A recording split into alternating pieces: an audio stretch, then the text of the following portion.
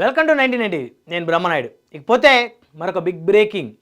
ముఖ్యమంత్రి చంద్రబాబు నాయుడు గారి వద్దకి శ్రీకాళహస్తి పంచాయతీ వెళ్ళిందంట.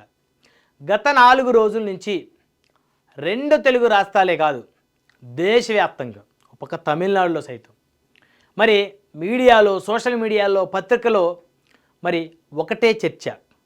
శ్రీకాళహస్తి నియోజకవర్గానికి చెందినటువంటి జనసేన పార్టీ ఇన్ఛార్జి వినుత కోట గారి డ్రైవర్ రాయుడు హత్యే చర్చ. అయితే డ్రైవర్ రాయుడిని వినుత కోట దంపతులు హత్య చేసి చెన్నై సమీపంలోని ఒక నదిలో పడవేశారని, ఆ తర్వాత అక్కడ మరి పోలీసులు ఆ శవాన్ని గుర్తించి మరి వినుత కోట డ్రైవర్గా గుర్తించి మరి ఆ హత్యలో పాలు పంచుకుంటున్నటువంటి వ్యక్తుల్ని మరి అందరినీ కూడా అరెస్ట్ చేశారు. వాళ్ళలో మరి వినుత కోట దంపతులు కూడా ఉన్నారు. అయితే ఈ ఎపిసోడ్ గత 4 రోజుల నుంచి పెద్ద ఎత్తున మీడియాలో, సోషల్ మీడియాలో చర్చానీయాంశంగా మారింది. అయితే ఇక్కడ ప్రధానంగా కనుక చూస్తే జనసేన పార్టీ ఇన్ఛార్జి డ్రైవర్ హత్యకు సంబంధించి Telugu Desam party MLA, Srikalahasti TDP MLA Bojjala Sudheer Reddy గారి మీద మరి సాక్షాత్తు వినుత కోట గారి భర్త చంద్రబాబు గారే ఆరోపణ చేశారు. దీని వెనక ఎవరెవరు ఉన్నారో అంతా బయటకు వస్తుంది, మేమంతా తేలుస్తామని చెప్పేసి వారు కోర్టుకు వెళ్ళేటువంటి క్రమంలో పోలీసుల సమక్షంలో మరి మీడియాతో మాట్లాడుతూ ఎవరున్నారని అడిగినప్పుడు TDP MLA, Srikalahasti MLA Bojjala Sudheer Reddy అని చెప్పేసి మరి వినుత కోట గారి భర్త చంద్రబాబు గారు మాట్లాడారు.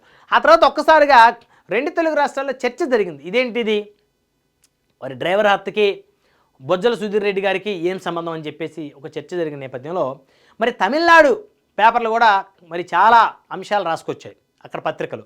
మరి తమిళనాడు పోలీసుల విచారణ ఎదుర్కొన్నటువంటి వినుత కోట గారి దంపతులు మరి కొన్ని సంచలనమైనటువంటి విషయాలు చెప్పారంట.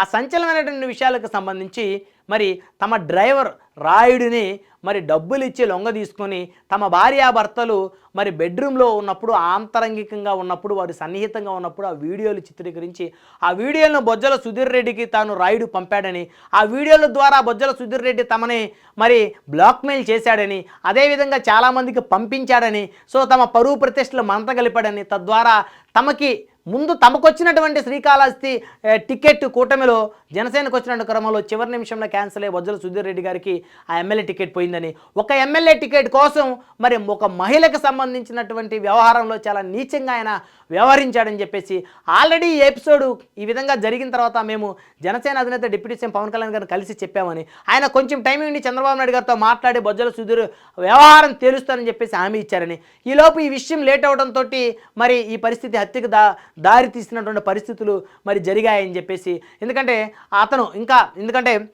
రాయుడికి సంబంధించి మరి అతన్ని గోడౌన్లో మరి బంధించి మరి అతని దగ్గర నుంచి ఇంకొన్ని రహస్యాలు ఏమేమి ఇచ్చాడు బొజ్జల సుధీర్ రెడ్డి అని రాబట్టే క్రమంలో మరి వినుత కోట గారి భర్త చంద్రబాబు రాయుడి మీద దాడి చేయడంతో తనకి తగలరాని చోట దెబ్బ తగిలి ఆయన మృతి చెందాడని చెప్పేసి పోలీసులకి వారు వాంగ్మూలం ఇచ్చారు. అయితే ఈ వ్యవహారంతో జనసేన పార్టీ కూడా బగ్గుమంది. వినుత కోట గారిని, ఆ దంపతులిద్దరిని జనసేన పార్టీ బహిష్కరించేసింది. మామూలుగా సస్పెండ్ చేయటం కాదు, శ్రీకాళహస్తి నియోజకవర్గం ఇన్ఛార్జిగా సస్పెండ్ చేయడం కాదు, వారిని బహిష్కరించేశారు. అయితే జనసేన అంతా కూడా ఇదేంటిది, మరి ఒక మహిళని బెడ్రూమ్లో కెమెరాలు పెట్టి చిత్రీకరించి మరి అలాంటి పరిస్థితికి కారణమైనటువంటి టీడీపీ ఎమ్మెల్యే బొజ్జల సుధీర్ రెడ్డి మీద ఈ కూటమి ప్రభుత్వం ఎందుకు చర్యలు తీసుకోదు? ఇదే పని కనుక జనసేన ఎమ్మెల్యే కనుక చేస్తే అతను సస్పెండ్ చేసేవాళ్ళు కదా, ఎమ్మెల్యే పదవి నుంచి కూడా తొలగించేవాళ్ళు కదా అవసరమైతే అని చెప్పేసి చాలామంది ఫైర్ అయిన తర్వాత చంద్రబాబు నాయుడు గారు ఇంటెలిజెన్స్ రిపోర్టు తెప్పించుకున్నారంట. ఈరోజు ఉదయం చంద్రబాబు నాయుడు గారికి ఒక ఇంటెలిజెన్స్ రిపోర్ట్ వెళ్ళిందంట.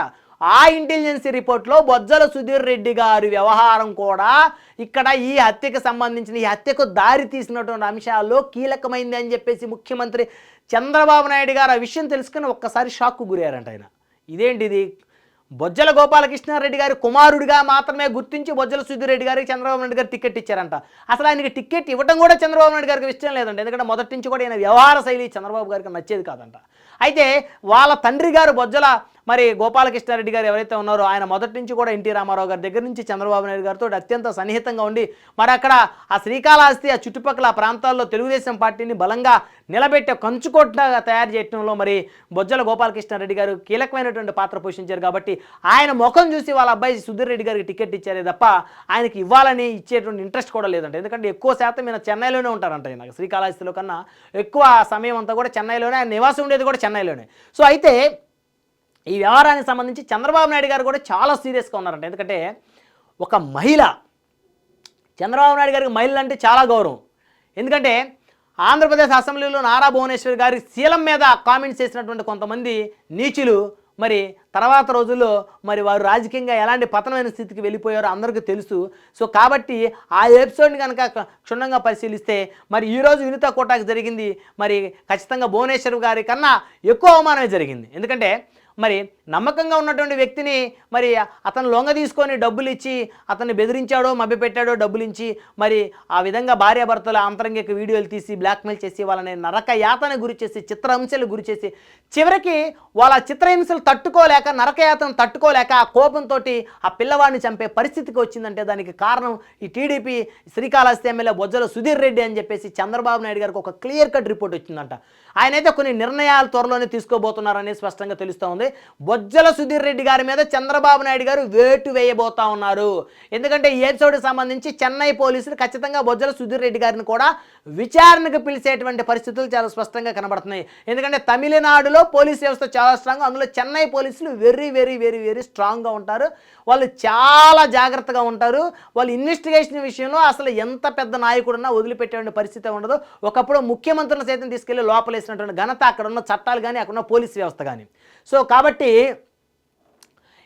ఒక సాధారణ ఎమ్మెల్యే అయినటువంటి బొజ్జల సుధీర్ రెడ్డి గారు అందులోనూ ఆంధ్రప్రదేశ్కి చెందిన ఆయన మీద వాళ్ళేం ప్రేమ చూపే పరిస్థితి ఉండదు. వాళ్ళు అప్పట్లో జయలలిత గారు లాంటి వాళ్ళని కరుణానిధి గారు లాంటి వాళ్ళని లోపలేసినటువంటి పోలీసులు చెన్నై పోలీసులు అంటే వాళ్ళు ఆషామాషి పోలీసులు కాదు, డబ్బులకి లొంగే పోలీసులు కాదు. సో కాబట్టి ఈ వ్యవహారంలో మరి ఈ దంపతులు ఇచ్చినటువంటి వాంగ్మూలంలో బొజ్జల సుధీర్ రెడ్డి గారు కూడా ఈ ఎపిసోడ్లో పాత్ర ఉంది. సో ఆ పాత్ర ఉందని గ్రహించారు కాబట్టి అసలు ఆయన కూడా పిలిచి మీరు ఎందుకు ఈ విధంగా చేశారని చెప్పేసి మరి ఆయన ప్రమేయానికి ఆయన పాత్రకి సంబంధించి ఈ విధమైనటువంటి పరిస్థితి దారి తీయడానికి ఈయన కూడా పాత్రదారుడు కాబట్టి ఆ ఎపిసోడ్లో మరి ఈయనకి ఏ విధంగా మరి చట్ట ప్రకారం శిక్ష పడుతుంది అనే అంశం పక్కన పెడితే ఈయన కూడా విచారణ ఎదుర్కోబోతున్నారు. ఒక పక్క నైతికంగా చూస్తే ఒక మహిళకి జరిగిన అన్యాయం ఇది.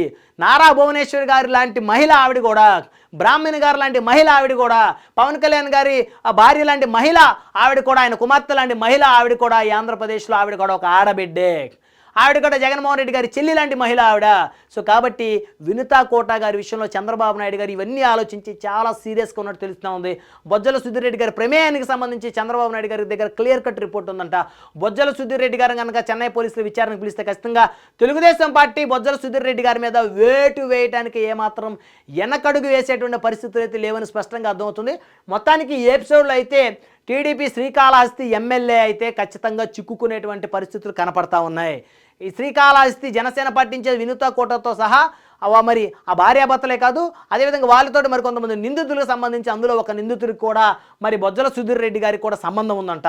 ఆ నిందితుడిని కూడా బొజ్జల సుధీర్ రెడ్డి గారు ఒక స్పైలాగా ఉపయోగించాడంట. ఎందుకంటే అంటే హత్యలో ఆయన ప్రమేయం లేదు.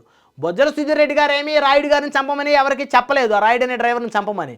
కానీ ఆయన రాయుడిని స్పైలాగా ఉపయోగించుకోవటం వల్ల ఆ వ్యవహారం అంతా కూడా వారి ఆత్మాభిమానానికి పరువు ప్రతిష్టకు సంబంధించిన వ్యవహారం అవటం వల్ల ఆ వ్యవహారం చిలికి చిలికి గాలివానలాగా మారి ఆ పిల్లవాడి హత్యకు దారితీసింది.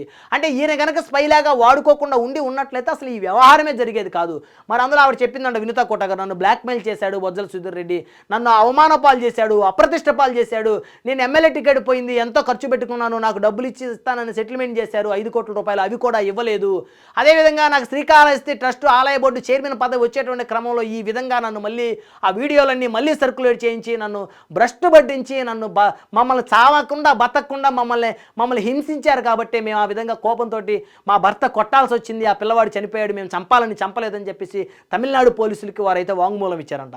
సో కాబట్టి ఇవన్నీ కూడా చంద్రబాబు నాయుడు గారు తెలుసుకున్నారంట. చంద్రబాబు నాయుడు గారు నోటీసులో ఈ వ్యవహారం ఈ అంశాలన్నీ కూడా ఉన్నటువంటి క్రమంలో టీడీపీ శ్రీకాళహస్తి ఎమ్మెల్యే బొజ్జల సుధీర్ రెడ్డి గారికి 2029 ఎన్నికలు అయితే సీట్ ఇచ్చే పరిస్థితులు అయితే లేవు అనేది అయితే స్పష్టంగా అర్థమవుతుంది.